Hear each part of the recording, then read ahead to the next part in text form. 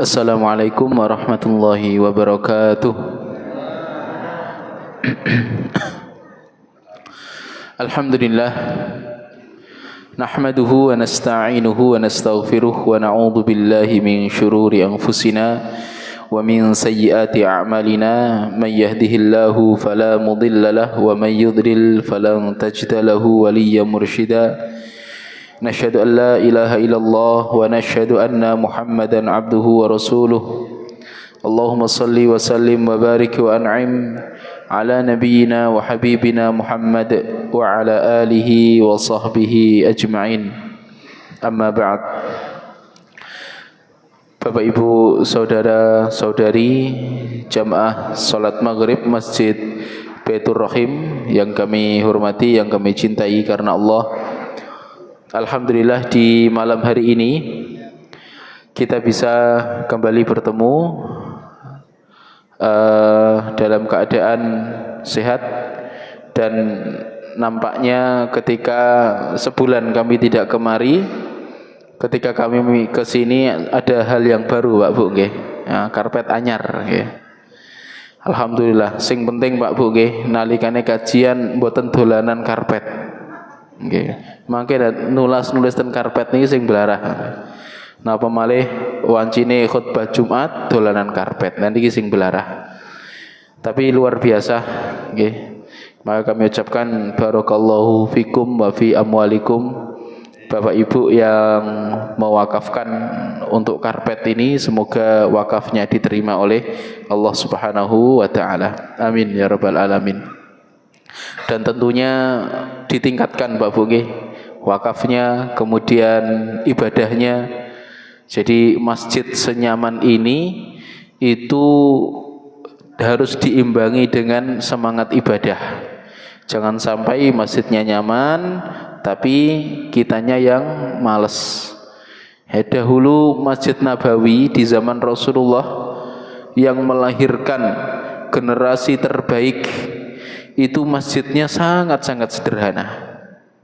Ya, sangat-sangat sederhana. Lantainya pasir. Ya.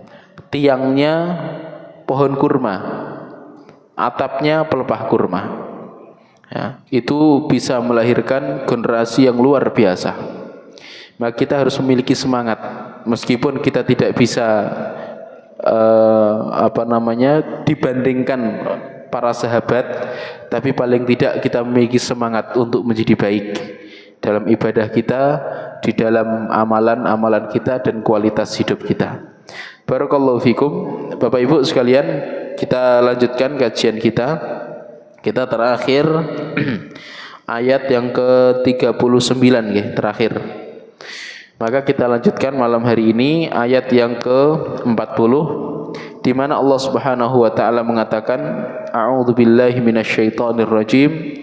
Ya bani Israil dzkuru ni'mati allati an'amtu 'alaikum wa aufu bi ahdi ufi bi ahdikum wa iyaya farhabun. Allah mengatakan, ya bani Israil, wahai bani Israil, wahai keturunan Israel. Siapa Pak Bu Israel itu? Yang dimaksud dengan Israel adalah Nabiullah Ya'qub alaihissalam. Jadi Israel itu adalah nama seorang nabi. Meskipun sekarang dipakai sebuah negara yang begitu durjana dan begitu biadab, tapi nama Israel itu adalah nama yang istimewa, karena itu adalah nama Nabiullah Ya'qub. Jadi ada dua nabi yang memiliki dua nama, yang memiliki nama lebih dari satu. Jadi ada dua nabi yang memiliki nama lebih dari satu. Yang pertama adalah Nabi Ya'qub. Beliau memiliki nama lain yaitu Israel. Kemudian Nabi kita Nabiullah Muhammad, beliau memiliki nama selain Muhammad, Ahmad, Al-Mahi, kemudian Nabiur Rahmah, dan lain sebagainya. Ada banyak sekali nama-nama Rasulullah. Nabiullah Ya'qub adalah keturunan daripada Nabiullah Ishak dan cucu daripada Nabiullah Ibrahim. Jadi Nabiullah Ibrahim ini memiliki 2 istri. Istri yang pertama adalah Sarah, istri yang kedua adalah Hajar. Dari Sarah lahirlah Ishak, dari Hajar lahir Ismail.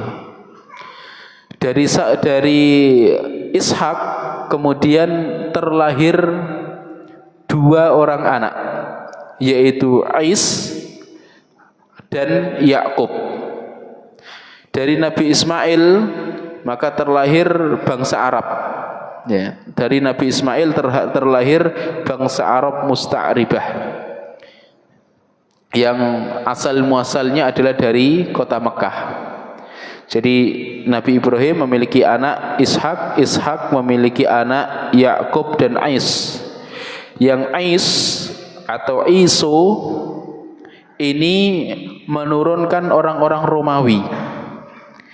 Adapun Yakub maka menurunkan Bani Israel, yang nanti akan kita bahas lebih detail lagi. Adapun dari Nabi Ismail maka menurunkan bangsa-bangsa Arab. Dan Bapak Ibu, keturunan Ismail tidak ada yang menjadi nabi kecuali 1, yaitu Rasulullah sallallahu alaihi wasallam. Jadi dari Nabi Ismail tidak ada keturunan yang menjadi nabi kecuali 1, yaitu Nabi kita Muhammad. Ya. Adapun dari keturunan Nabi Ishak maka banyak sekali nabi-nabi. Putra Nabi Ishak sendiri Yakub nabi, putra Yakub Yusuf nabi. Kemudian seluruh nabi-nabi Bani Israel yang disebut di dalam Al-Quran, seperti Nabi Musa, Nabi Harun, kemudian Nabi Dawud, Nabi Sulaiman, Nabi Zakaria, Nabi Yahya, Nabi Isa, ya, nabi-nabi yang disebutkan di dalam Al-Quran dari kalangan Bani Israel semuanya adalah keturunan dari Nabiullah Yakub. Kemudian Nabiullah Yakub sendiri disebut Israel, ya. Para ulama ada yang mengatakan karena beliau melakukan perjalanan di malam hari. Ya, Israel, perjalanan malam hari menuju Allah Subhanahu wa taala. Karena suatu ketika Nabi Yakub ini pernah dikejar-kejar oleh saudaranya sendiri, Ais. Ya, dikejar, diancam. Ya. Kemudian lari ke ke luar daripada daerah Kan'an dan menuju ke tempat pamannya. Dan ketika malam berjalan, ketika siang istirahat, maka ini disebut dengan Israel. Nabi Yakub memiliki 4 istri. Nabi Yakub memiliki 4 istri.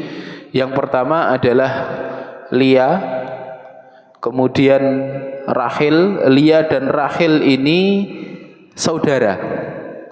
Ya, jadi Lia dan Rahil ini putri dari pamannya Nabi Yakub, yaitu Laban. Dan zaman dahulu syariat di zaman Nabi Yakub jamaah boleh menikahi saudara, boleh menikahi saudara daripada istri. Jadi boleh menikahi ipar meskipun istrinya masih hidup. Ini syariat zaman dahulu. Kalau syariat Nabi Muhammad tidak. Syariat Nabi Muhammad tidak boleh menikahi ipar jika istri kita masih menjadi istri kita.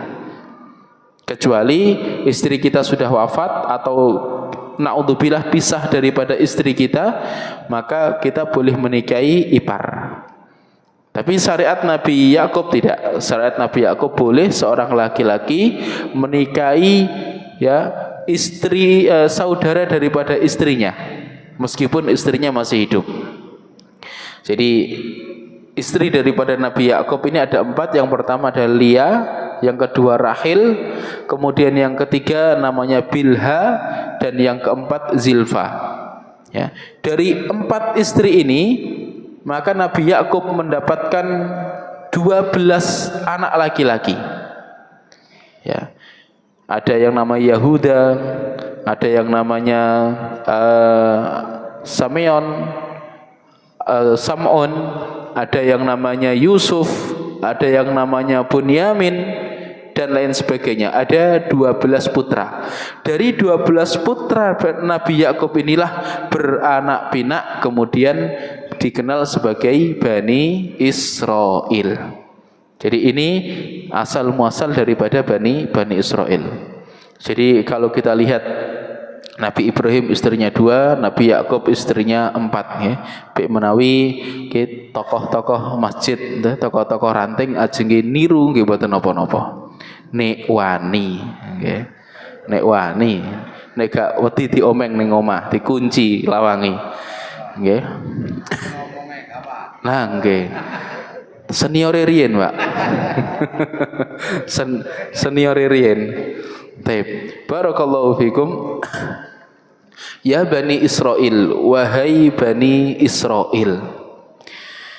Ma'asyiral muslimin, ayat ini Allah turunkan kepada Rasulullah sallallahu alaihi wasallam saat Rasulullah berada di kota Madinah, yaitu setelah Rasulullah hijrah.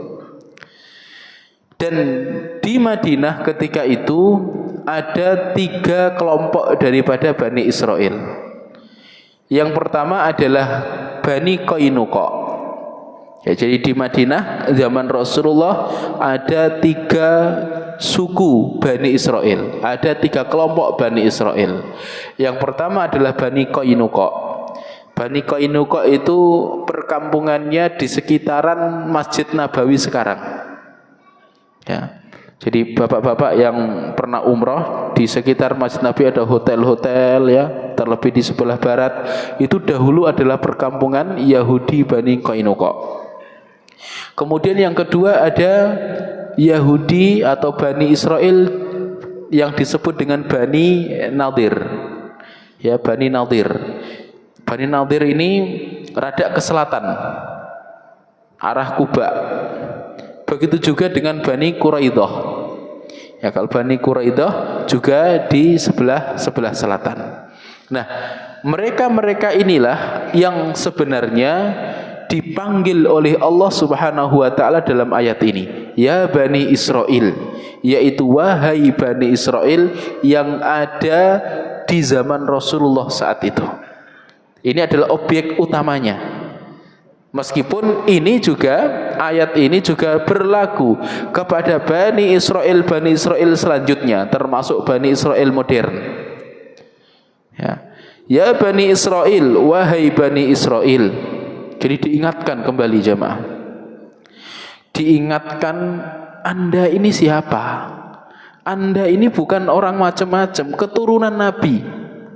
Di dalam Al-Quran kita juga diingatkan, ya Bani Adam. Ya.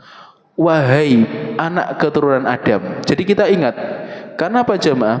Di antara jalan untuk menyadarkan seseorang adalah kita diingatkan siapa asal usul Anda. Ya. Kan biasa nek wonten tiang nang belarah padahal bapak nek kiai, bapak nek ustad, sampean biyen lho, bapake sampean, bae sampean iku wong apik.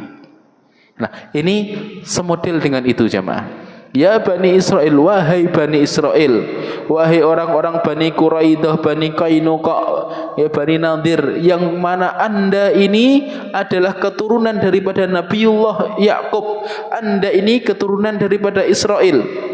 Ulkuru, ingatlah nikmati kepada nikmatku. Ya, ingatlah kepada nikmatku. Allati an'amtu alaikum, yang mana aku telah mengkaruniakan kepada kalian, yang mana kami telah memberikan kepada kalian.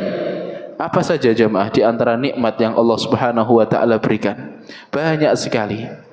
Di antaranya adalah di mana Bani Israil ini adalah suku yang banyak sekali terdapat nabi di dalamnya. Nabi-nabi yang terkenal yang disebut di dalam Al-Qur'an, ya, itu adalah dari Bani Israil, seperti Nabi Yusuf, Nabi Dawud, Nabi Sulaiman, ya. Kemudian Nabi Zakaria, Nabi Yahya, nabi-nabi yang terkenal. Ulul azmi seperti Nabi Musa, Nabi Isa, ini dari Bani Israil.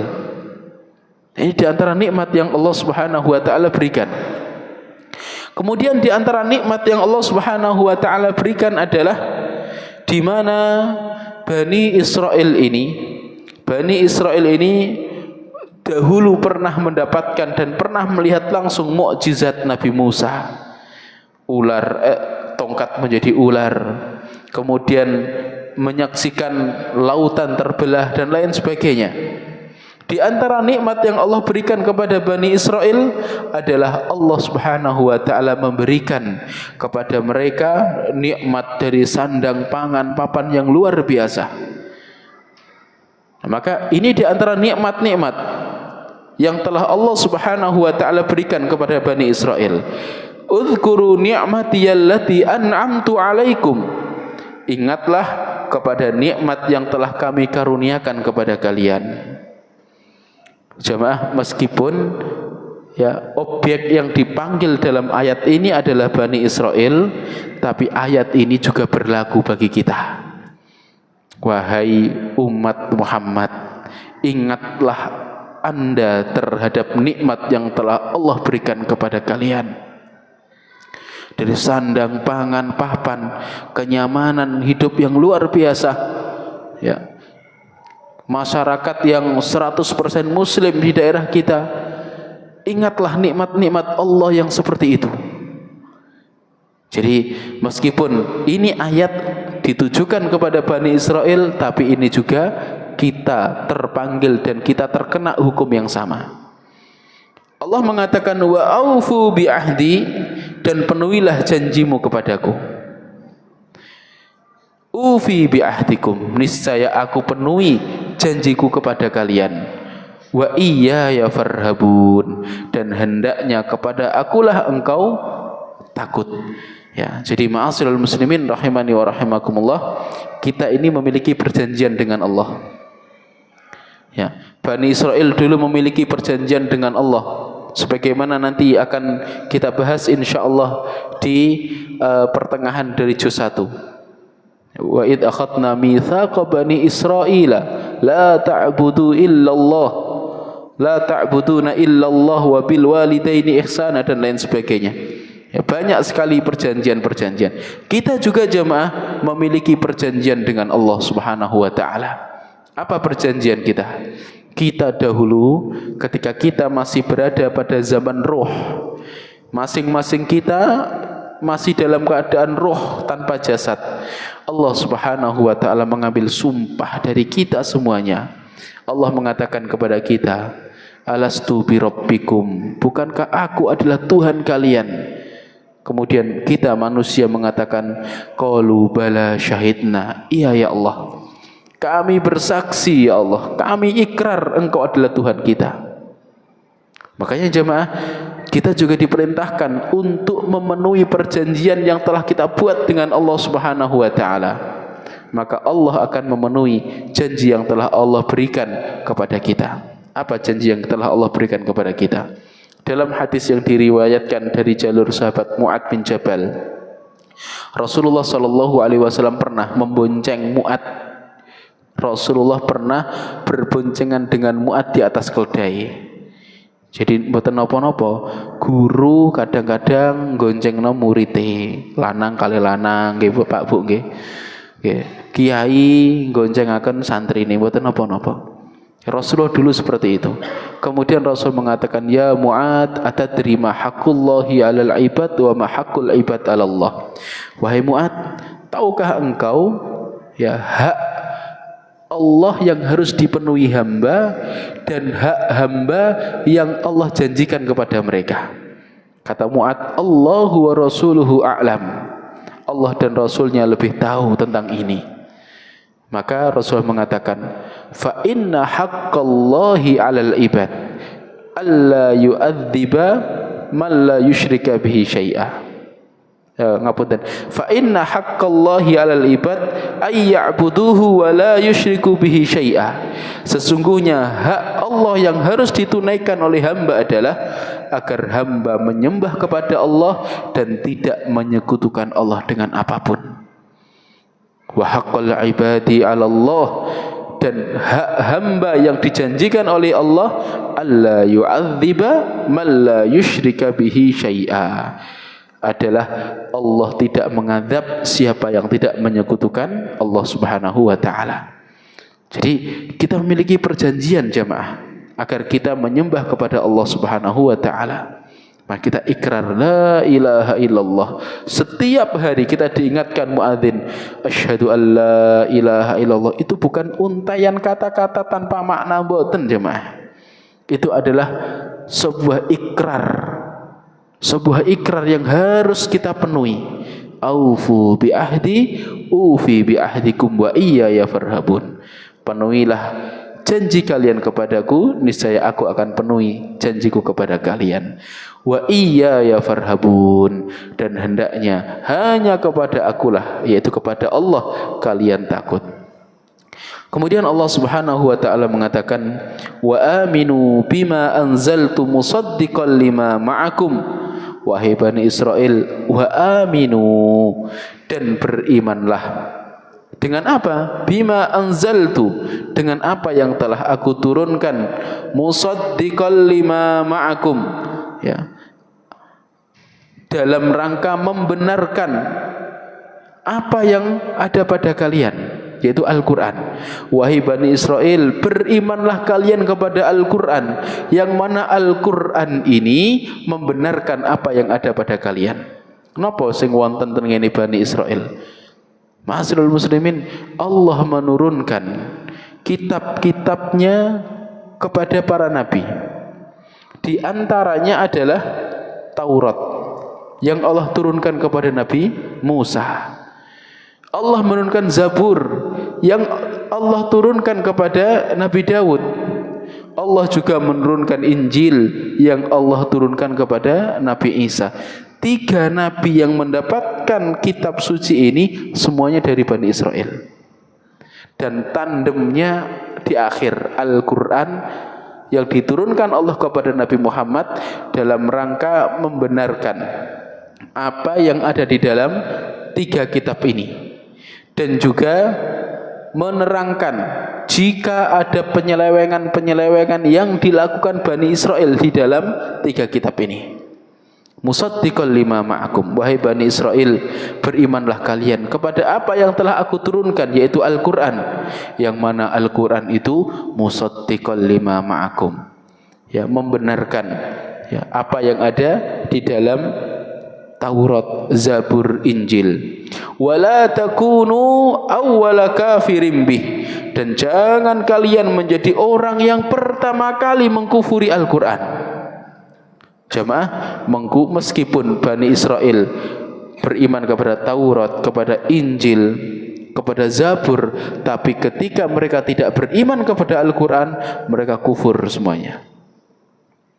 Mereka kufur, ya, tidak cukup seseorang beriman dengan adanya Nabi Isa, Nabi Musa, Nabi Zakaria dan lain sebagainya, kemudian tidak beriman kepada Rasulullah sallallahu alaihi wasallam. Wala tashtaru bi ayati thamanan qalila, dan jangan kalian menjual belikan bi ayati, dengan ayat-ayatku, thamanan qalila, dengan harga yang murah. Wa iyaya fattaqun, dan hanya kepadakulah kalian bertakwa. Jemaah, jadi Bani Israel ini, ya, di antara ciri mereka, di antara kebiasaan mereka adalah mereka memperjualbelikan ayat-ayat Allah, ya, thamanan qalila, dengan harga yang murah. Jadi bukan berarti Ustaz nek regane larang oleh tora, tetap tidak boleh jemaah, ya. Nek regane murah kan enggak boleh. Nek regane larang apakah boleh? Tetap tidak boleh. Yang dimaksud dengan thamanan qalila ini adalah dunia. Jadi kita tidak boleh memperjualbelikan ayat demi mendapatkan dunia, sedahsyat apapun dunia yang kita dapatkan. Jadi bentuknya bagaimana memperjualbelikan ayat-ayat Allah? Di antaranya adalah, ya, menekuk dalil-dalil untuk kepentingan duniawi, ya, mencocok-cocokkan dalil-dalil untuk untuk mendapatkan keuntungan duniawi, untuk mendapatkan ridho daripada penguasa, sehingga penguasa tersebut memberikan kita imbalan demi imbalan. Di antara bentuk kelakuan Bani Israel jemaah adalah mereka mengotak-atik Taurat, mengotak-atik Injil demi kesenangan mereka. Oh, ini ayat yang kira-kira merugikan mereka, maka dihapus, dirubah. Ya, di antaranya adalah ayat rajam. Ayat rajam di dalam Taurat ada. Namun ketika di zaman Rasulullah sallallahu alaihi wasallam ada Yahudi yang melakukan perzinahan yang hendaknya dirajam, maka orang-orang Yahudi saat itu mengatakan bahwasanya hukumannya adalah diarak di atas keledai dan wajahnya diberikan angus, dikasih arang. Tapi ketika Rasulullah sallallahu alaihi wasallam meminta mereka untuk membaca apa adanya, maka ternyata ayat rajam itu ada. Ini di antara bentuk, ya, di antara bentuk bagaimana Bani Israel memperjualbelikan ayat-ayat Allah demi mendapatkan keuntungan duniawi. Dan keuntungan duniawi itu jemaah, sedahsyat apapun di mata Allah, thamanan qalila, di mata Allah, dunia yang begitu wah di mata kita itu menurut Allah jemaah tidak lebih mulia daripada sayap-sayap nyamuk. Ya. Ma'asyiral muslimin, jadi di antara karakter Bani Israel adalah mereka kufur terhadap Al-Quran. Di antara karakter Bani Israel mereka adalah memperjualbelikan ayat-ayat Allah demi mendapatkan apa yang mereka inginkan. Meskipun itu adalah kelakuan Bani Israel, tapi jemaah, itu juga berpotensi untuk kita lakukan. Na'udzubillah min dzalik. Ya, berapa banyak orang mempelintir ayat, ya, demi menyenangkan satu atau dua pihak. Maka kita sampaikan Al-Quran, hadis kita sampaikan. Meskipun ada yang senang, meskipun ada yang tidak senang, yaitu resiko dakwah. Ya. Kalau kita mau menyenangkan semua orang, kemudian kita memelintir, maka ketahuilah bahwasanya kita sedang berada di mara bahaya yang begitu dahsyat. Ma'asyiral muslimin rahimani wa rahimakumullah. Kemudian Allah mengatakan wala talbisul haqqo bil batil wa taktumul haqqo wa antum ta'lamun. Wahai Bani Israel, wala talbisul haqqo bil batil, jangan kalian mencampur adukkan antara kebenaran dengan kebatilan. Jemaah, kalau kebatilan, pure kebatilan, 100% kebatilan, maka jiwa kita, jiwa manusia itu akan menolak. Tapi kalau sudah kebatilan dicampur dengan sedikit kebenaran, maka itu bisa menjadi endorsement untuk kebatilan tersebut. Maka tidak diperbolehkan batil dicampur adukkan dengan hak. Kenapa? Karena kalau antara batil dan hak ini di-merger, dicampur, konsekuensinya apa? Wonten kebenaran yang tertutupi. Ya. Putih dengan hitam kalau dijadikan abu-abu kan berarti wonten bagian putih yang tertutupi. Maka wala talbisul haqqo bil batil, jangan kalian campur adukkan antara kebenaran dan kebatilan. Karena mencampur adukkan antara kebenaran dengan kebatilan sama dengan mendukung kebatilan. Ya, meskipun jamaah kita itu juga sadar diri, terkadang kita itu secara hawa nafsu tergoda dengan kebatilan-kebatilan.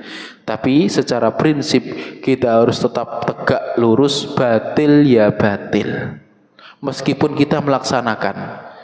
Bukan berarti ketika kita melaksanakan kebatilan kita mencari pembenaran. Itu parah jamaah. Lebih baik kita melakukan kebatilan kemudian kita sadar, oh itu batil, itu haram, daripada kita melakukan kebatilan kemudian kita mencari pembenaran untuk melegitimasi kebatilan yang kita lakukan. Ya ini, wala talbisul haqqo bil batil wa taktumul haqqo, dan jangan pula kalian ya, menyembunyikan al-haqqa, kebenaran, wa antum ta'lamun, sedangkan engkau tahu bahwasanya itu kebenaran. Jadi kebenaran kita sampaikan. Ada yang mengikuti, alhamdulillah. Tidak ada yang mengikuti, paling tidak kita sudah bebas. Kita sudah menyampaikan amanah itu di hadapan Allah. Sehingga ketika Allah tanya, wahai fulan, engkau mengetahui kebenaran, mengapa tidak engkau sampaikan? Ya. Kalau ada pertanyaan itu kita bisa menjawab. Kemudian Allah mengatakan wa aqimus shalah, dan dirikanlah salat. Wa atuz zakah, dan dirikanlah zakat.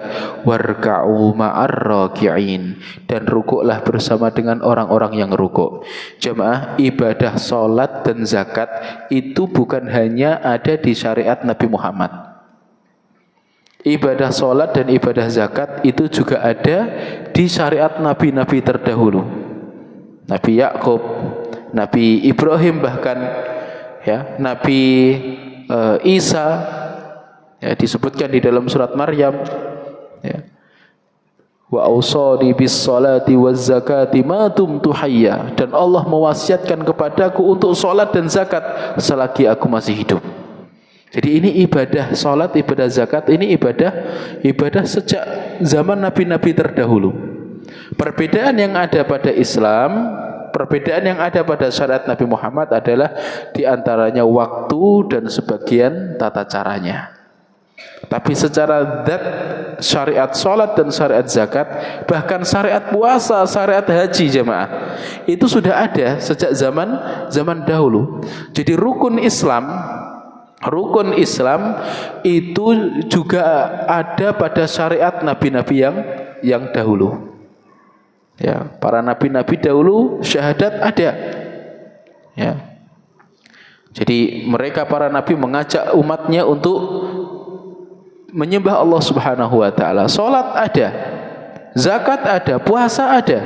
Dalilnya apa? Kama kutiba 'alal ladzina min qablikum. Kemudian begitu juga dengan haji. Ya. Jadi haji itu syariat lama juga. Ma'asyiral muslimin, kemudian warka'u ma'ar raki'in, dan rukuklah bersama dengan orang-orang yang rukuk.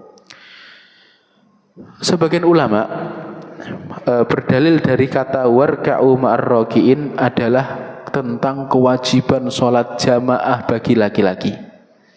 Tentang hukum sholat jamaah bagi laki-laki ada beberapa pendapat. Ada yang mengatakan jamaah. Jadi ada ulama yang mengatakan sholat jamaah bagi laki-laki hukumnya adalah fardu ain. Fardu ain. Ini diantaranya adalah pendapat dari Imam Ahmad. Kemudian ada pendapat mengatakan fardu kifayah. Ada pendapat ketiga yang mengatakan fardu sunnah. Sunnah. Sebagian ulama berdalil dengan kata-kata dan rukuklah bersama dengan orang-orang yang rukuk. Ini adalah dalil bahwasanya sholat jamaah itu wajib. Jadi ada tiga pendapat ini. Monggo ya kita ambil yang mana. Tapi dari Muhammadiyah ini adalah mengambil yang ketiga, sunnah. Ya. Tapi sunnah, ketika kita melihat sunnah jamaah, ya ini yang perlu kita luruskan. Kita itu kalau melihat sunnah, alah sunnah ya kok. Kalau melihat wajib, aduh wajib. Nah, ini karakter kita. Kalau dulu orang-orang soleh zaman tabi'in dan lain sebagainya, ketika bertanya ini sunnah apa wajib, tujuannya adalah kalau wajib kok seandainya tertinggal maka harus diqadha. Kalau sunnah ya tidak perlu diqadha, tapi lain kali tidak akan ditinggalkan. Itu paradigma orang-orang zaman dahulu, para tabi'in, tabi'ut tabi'in. Nek kita kan mboten. Iki wajib apa sunah? Wajib. Aduh, wajib iki. Dosa nek gak ngerjakno. Kalau tanya ini wajib apa sunah? Sunah wae kok. Tidak dikerjakan. Nah ini. Begitu juga ini haram apa makruh? Haram. Ide-ide haram, ide-ide haram. Ini haram apa makruh? Makruh. Ya wis makruh wae kok dikerjakan. Lah ini kita bermasalahnya adalah di sini. Paradigma dalam melihat daripada hukum. Ya nggih, Muhammadiyah berpendapat bahwasanya sholat jamaah niku sunnah. Tapi jamaah bukan berarti kemudian kita tidak jamaah dengan alasan sunnah wae kok. Tidak boleh seperti itu. Ya.